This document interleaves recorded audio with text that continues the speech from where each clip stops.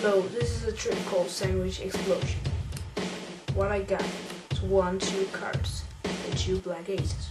1 card is freely selected, the 2 of clubs. I'm gonna cut it into the middle of the packet. And what I'm gonna do, take those aces and start to shake. You see 1 card appears in between.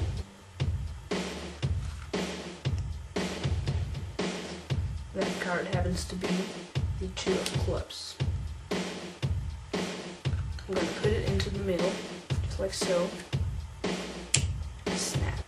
What I'm going to do, take those aces. And what I'm going to do, take the ace of spades on top, just like so.